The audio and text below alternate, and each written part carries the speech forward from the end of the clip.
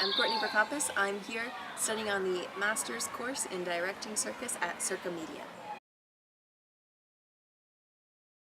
Not only is there the master's course running, but there's also the 3-year degree program that's running and the 2-year BTech program. And so there's this whole sort of wealth of eager, bright, capable students to work with.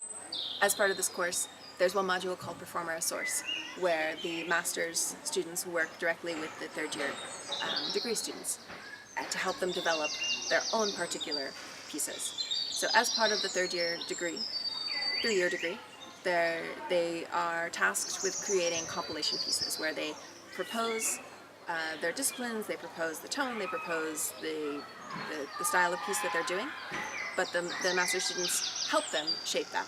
So this is a great parallel within the circus industry, where there's a lot of demand for outside eye, there's a lot of demand for sort of a dramaturge that isn't coming in at the conception of the piece, but is sort of coming in midway through to help sort of shape and form and understand what an artist is really creating.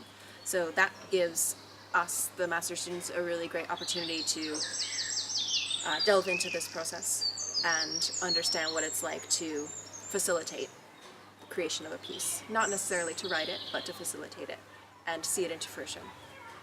So as part of the Performer as Source module, I worked with 2 different 3rd-year students, Kelsey Bell, who's an aerialist, and Ocean Hayward, who is a juggler. What was great for me was that there was an extended period of time to meet with them. So I met with both of them every other week for a couple hours for 2 months, on and off, to really help see where their pieces were going. So one of the students that I worked with, Ocean, who's a juggler, what I noticed when he very first presented the work to me was that not only was he drawing the patterns in the air with juggling, so this space, but his impulse was to move around the stage in a calculated way.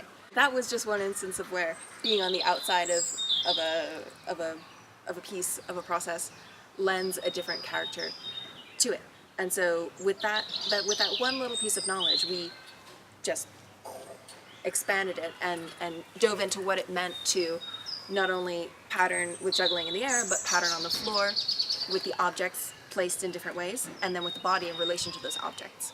One thing that we drilled a lot, and again this is something that is nearly impossible to do on your own and do it with sort of the rigor that it requires, is fixed points on the floor where he would be looking to help draw and focus on where the eyes were focusing in space. So whether it's directly in front, whether it's out into the acrobatic ether,